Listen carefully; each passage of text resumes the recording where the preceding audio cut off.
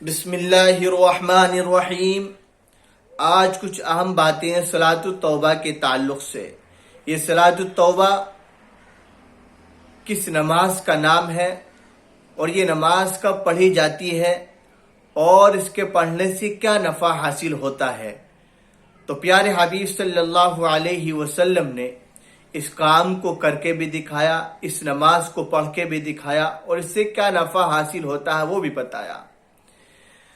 فرماتے ہیں اگر کسی سے کوئی گناہ سرزد ہو جائے، کوئی گناہ ہو جائے، کوئی برائی ہو جائے تو اب وہ کیا کرے؟ فرماتے ہیں کہ وہ اچھی طرح وضو کرے، 2 رکعت نماز پڑھ کر اللہ سے توبہ اور استغفار کرے، اللہ سے اپنے گناہوں کی معافی طلب کرے، اللہ تبارک و تعالیٰ اس کی گناہوں کو معاف فرما دیتے ہیں۔ اسی کے تعلق سے حضرت ابوبکر صدیق رضی اللہ تعالیٰ عنہ کی ایک روایت ہے، فرماتے ہیں کہ قال سمعت رسول اللہ صلی اللہ علیہ وسلم یقول ما من رجل یذنب ذنبا ثم یقوم فیتطہر ثم یصلی ثم یستغفر اللہ الا غفر اللہ له ثم قرأ هذه الآیہ۔ فرماتے ہیں اس کا ترجمہ یہ ہے کہ میں نے رسول اللہ صلی اللہ علیہ وسلم کو یہ کہتے ہوئے سنا کہ جس شخص سے کوئی گناہ ہو جائے تو وہ وضو کرے اور 2 رکعت نماز ادا کرے اور اللہ تبارک و تعالیٰ سے معافی مانگے تو اللہ تبارک و تعالیٰ اسے معاف فرما دیں گے، اللہ تبارک و تعالیٰ اس کے اس گناہوں کو معاف فرما دیتے ہیں۔ پھر اللہ کے نبی صلی اللہ علیہ وسلم نے یہ آیت پڑھی، وَالَّذِينَ إِذَا فَعَلُوا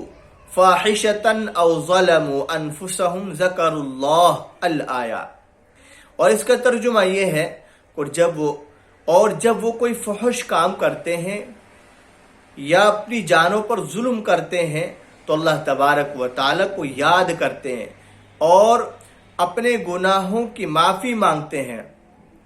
اور اللہ تبارک و تعالیٰ کے سوا کون ہے جو گناہوں کو بخش دے، گناہوں کو معاف کر دے، خطاؤں کو درگزر کر دے، اور وہ لوگ اپنے کیے ہوئے پر اصرار نہیں کرتے اور وہ جانتے ہیں کہ معاف کرنے والا اللہ کی ذات ہے، گناہوں کو بخشنے والا اللہ کی ذات ہے۔ اس لیے میرے محترم بزرگوں، دوستو، ہمیں اپنے گناہوں کو اللہ تبارک و تعالیٰ سے